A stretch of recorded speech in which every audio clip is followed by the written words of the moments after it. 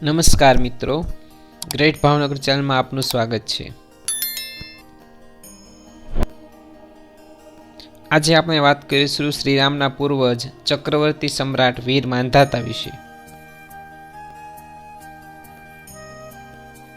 અયોધ્યાના સૂર્યવંશમાં ચક્રવર્તી સમ્રાટ વીર માંધાતાનો જન્મ બ્રહ્માની 15મી પેઢીમાં થયો હતો। શ્રી રામનો જન્મ માંધાતા પછી 25મી પેઢીએ થયો હોવાનું મનાય છે।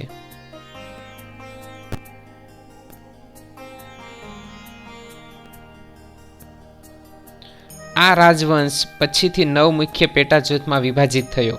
મલ્લ, જનક, વિદેહી, કોલિયા, મૌર્યા, લીચ્છવી, જનત્રી, વજ્જીસ અને શાક્ય।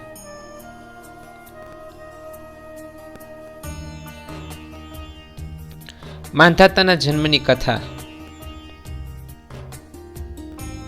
મહારાજ યુવનાશ્વએ પુત્ર પ્રાપ્તિ માટે યજ્ઞ કરાવ્યો હતો।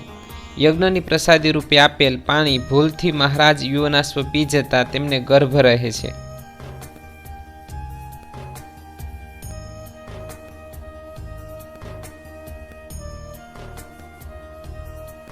ઉત્તરાયણના દિવસે પિતાની કુખ ચીરીને માંધાતાનો જન્મ થાય છે।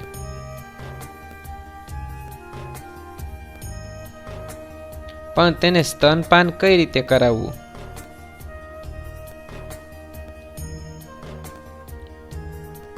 એટલામાં ઇન્દ્રએ આવીને કહ્યું કે આ પુત્ર મને ધાવશે।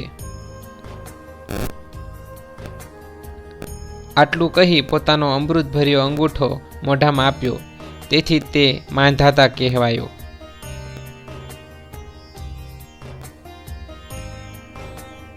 સમ્રાટ માંધાતાના પરાક્રમો અને મહાન કાર્યો। યુવનાશ્વનો પુત્ર માંધાતા મોટો થઈ સર્વ વિદ્યામાં પારંગત થયો। વનમાં જઈ તપ કરી દિવ્યાસ્ત્ર પ્રાપ્ત કર્યા। ઇન્દ્રએ માંધાતાને 3 અસ્ત્ર શસ્ત્ર આપ્યા હતા।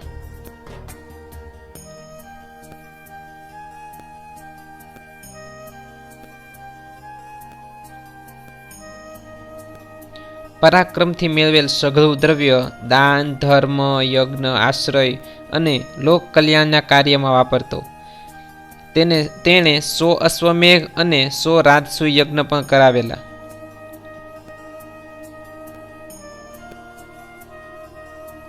માંધાતાના રાજ્યમાં 12 વર્ષ સુધી વરસાદ ન થયો ત્યારે માંધાતાએ પોતાના તપોબળથી વરસાદ વરસાવી પ્રજાને સુખી કરી હતી। આટલા પ્રજાપ્રેમી હતા રાજા માંધાતા। જ્યાં જ્યાં સૂર્યનો પ્રકાશ પડે ત્યાં ત્યાં બધે માંધાતાનું રાજ્ય હતું અને એટલે જ માંધાતા જે છે એ પૃથ્વીપતિ કહેવાયા। ચક્રવર્તી સમ્રાટ માંધાતા પૃથ્વીપતિ કહેવાયા।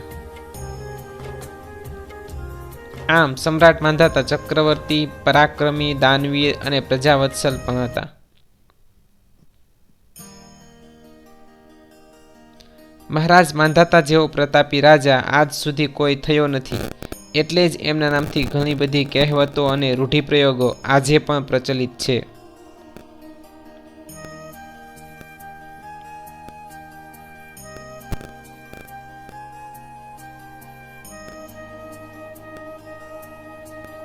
જેમ કે કોઈ મોટી મોટી વાતો કરતા હોય તો કહે છે કે રહેવા દે ને ભાઈ, તું ક્યાં મોટો માંધાતા હતો।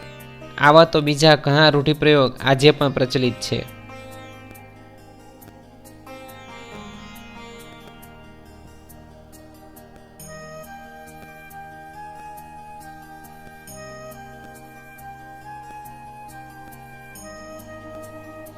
આવા ચક્રવર્તી સમ્રાટ માંધાતાનું મૃત્યુ લવણાસુર નામના રાક્ષસ સાથેના યુદ્ધ વખતે માંધાતા સૂતા હતા ત્યારે દગાથી મારી નાખીને થયું હતું।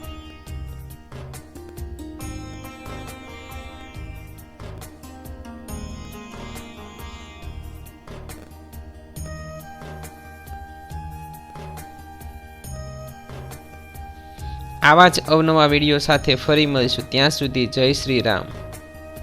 અમારા વિડીયો જોતા રહો, અમારી ચેનલને સબસ્ક્રાઈબ કરો, અમારા વિડીયો ગમે તો શેર કરો। હવે પછીના વિડીયોમાં જોઈશું રામાયણની કથા ટૂંકમાં। સાતે સાત અધ્યાયની કથા આપણે ટૂંકમાં જોઈશું.